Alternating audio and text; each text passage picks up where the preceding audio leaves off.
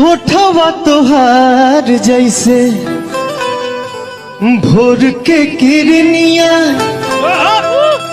अखिया में प्यार के समाइल बा दुनिया। जियो बिंदिया बुझाला ऐसे जैसे चांद सजले बड़े